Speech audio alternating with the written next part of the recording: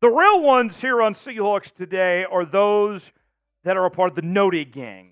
Everyone that is not just subscribed, but has their notifications turned on. That way, they are the first aware when we have new content here on the channel. If the Seahawks make a trade, if they sign somebody, if there's an injury, we're going to make a video as quick as we can. And so you'll want to be alerted of when that video comes out. Subscribe now, turn on notifications so you never miss a moment right here on Seahawks Today. Let's begin with our mailbag segment today with a $5 super chat from Mark Sanchez. Bang! Mark writes, hashtag Seahawks, if we miss the playoffs, should we finally move on from Pete and completely get a new coaching staff? Mark, thanks for the question. Thanks for the $5 super chat, my guy. Much appreciated. As far as moving on from Pete Carroll, I think it's too early to say directly if it's time to actually, push Pete out the door. It's not like a New England situation where it's obvious to everybody that Belichick needs to be gone with that Patriots organization. The Seahawks are in a situation where they're not a bad team, but they're not a great team either. They're just kind of average, right? And so that, to me, when I look at that, I say to myself, I need to see a little bit more before I can make a firm decision. I lean towards bringing Pete back, but changing the coaching staff, bringing in a new OC, bringing in a new DC, and doing that route. I would be shocked if Jody Allen, ends up firing Pete and cleans house and does all that. But that's where I would start. I would look at changing the coordinators before anything. Sad Sherman. Oh. What are the chances Geno Smith returns in 2024? So, on the channel earlier this week, the possibility that yours truly brought up was that the only reason that I would want to see Geno Smith back in a Seahawks uniform in 2024 is if he is in some type of Alex Smith role of some sort, similar to what Alex Smith did in Kansas City in Patrick Mahomes' rookie season, where he was the starter, he mentored Patrick Mahomes, and then Mahomes flourished from there, and he benefited from a year in Andy Reid's system. I think you can bring Geno back for one more ride, but no one has thought that Geno Smith was ever going to be the long-term solution for the Seattle Seahawks team. The fall-off has been so significant this year, statistically. You just saw it there from what he did last year. What's the numbers going to look like next year? Are they going to fall off even further from there? So I would say the chances of Geno being back right now are probably about 50-50. But if it were up to me, I would be leaning towards moving on from Geno, but only bringing him back if you have a young quarterback and you want him to sit behind Geno and learn how the NFL system works. That's where I'm looking at right now. Do you want Geno to be Seattle's starting QB in 2024? It's our pinned comment today. Run it back a third time, 3 for Dale? What do you think? Y for yes, N for no if you want Geno back in 2024. Tommy Spanks says, Dre'Mont Jones has not lived up to the hype. What are we going to do with him? It's very clear Dre'Mont Jones was an overpay. He has underperformed, has not come close to meeting expectations for this Seahawks team and what he was signed up to do.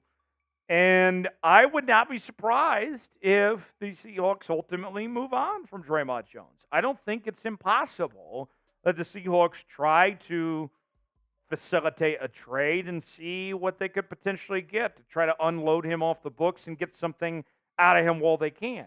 Now, in a perfect situation, Dre'Mont Jones, steps up a bit, plays to his potential. He's shown flashes at times this year.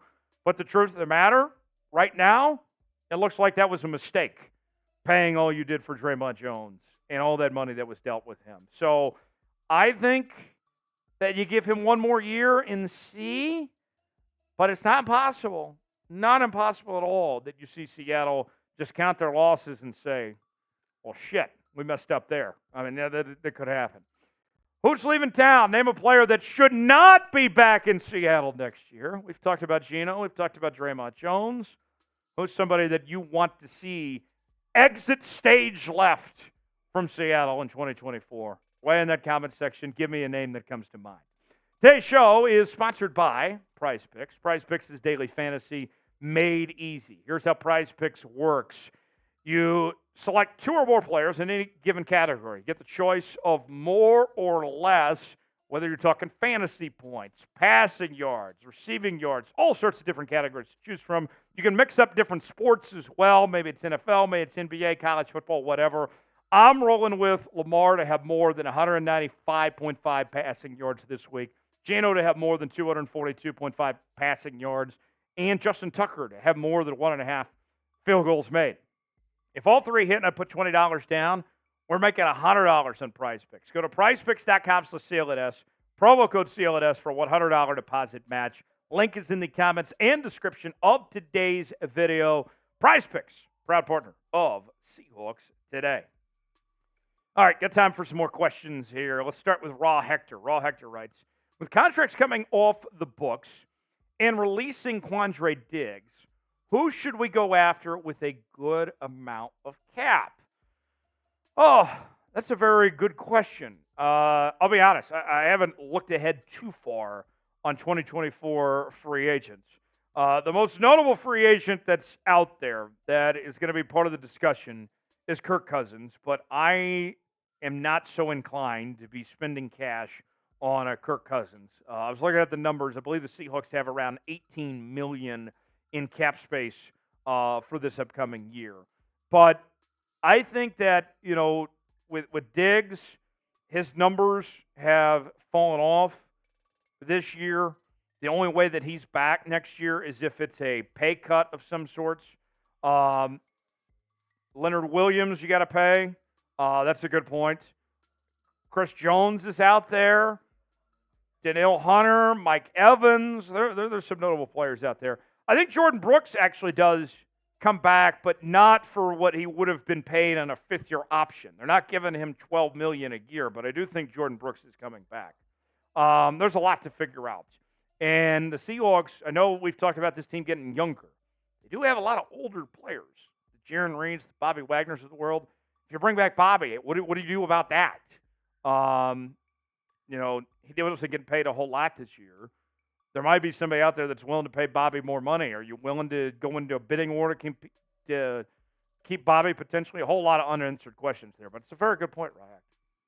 Virgil, what do you actually do to get a 10-7 record?